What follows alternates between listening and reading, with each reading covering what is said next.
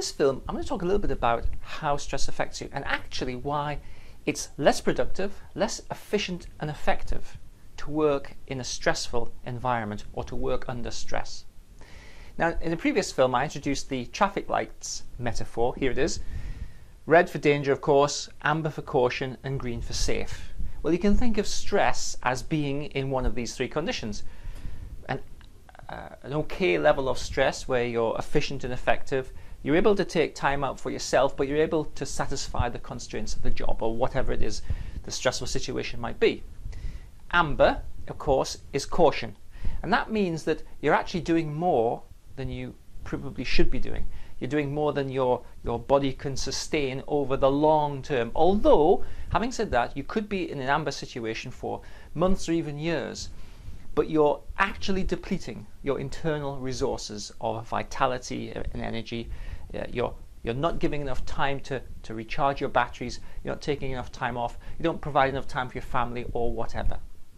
And then, of course, red, which is danger, you're rapidly depleting your resources. You're giving more than you're able to replace, and so eventually, and probably in the shorter rather than the medium term, you will find that you have no more resources left and you'll have a breakdown, you'll collapse, you'll have to go off sick. Something will happen that will tell you that you can't take any more. Now, most people, when they get into stressful situations, would say, you know, I didn't see it happening. I didn't really realize that I was moving from safe into caution, from green into amber. And in a previous film, I've likened it to going with the flow.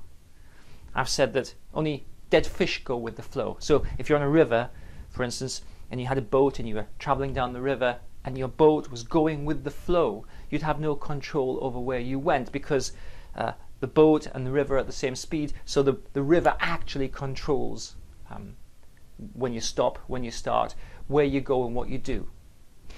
Going with the flow, therefore, is an inherently uncontrollable situation. And so most people get into stressful situations by going with the flow, by not taking enough control over the stressful situation so that they can actually manage it more efficiently. So that when they get to the position of amber, caution, they kind of feel like, well, they've just got to keep doing it because it's the only option. And that is the critical point I want to address in this film.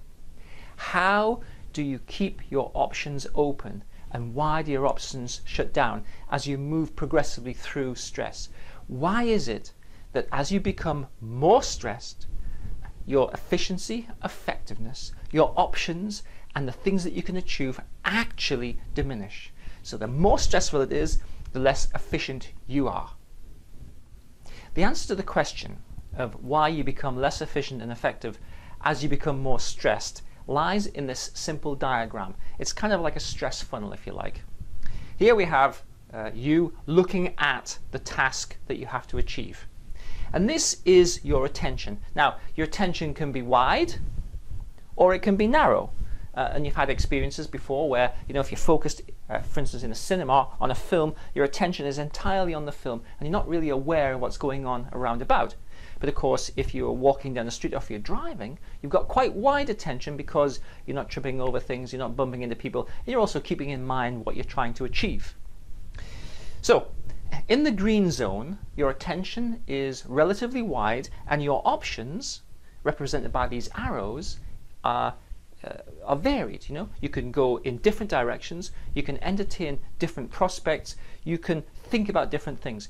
You have some space in your mind to be able to diversify, to think creatively, to diverge from, you know, kind of concrete instructions, and to be a little bit more flexible in what you're trying to achieve. But as you move into caution, your number of options diminishes because your attention is narrowing. Because as you become more focused on the task, then everything else which is not the task gets less of your attention. Let me illustrate it like this. I have here a Blues Be Gone CD. Now, some nice pictures on the back. And look, this is how I liken it.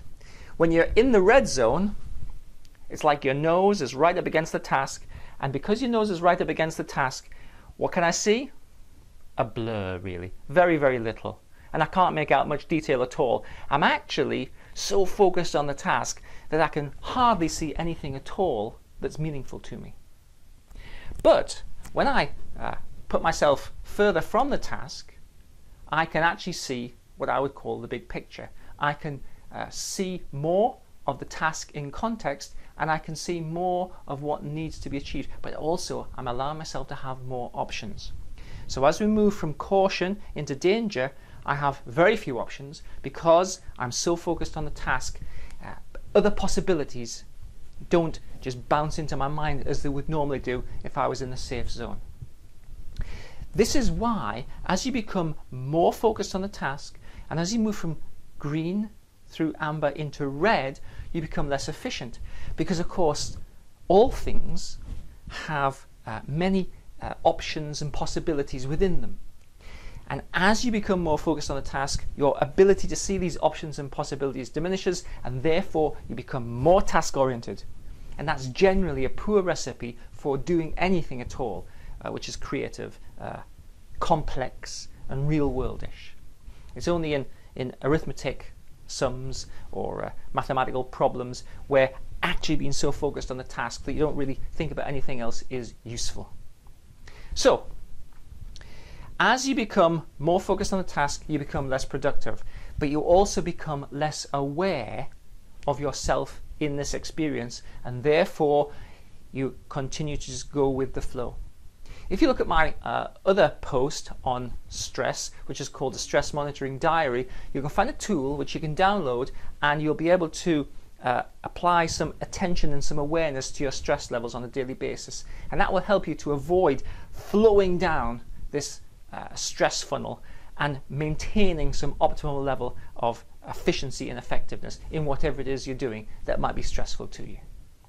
I hope you found this interesting and potentially useful. I'm Dr. David Purves. Thanks for taking the time to watch and listen.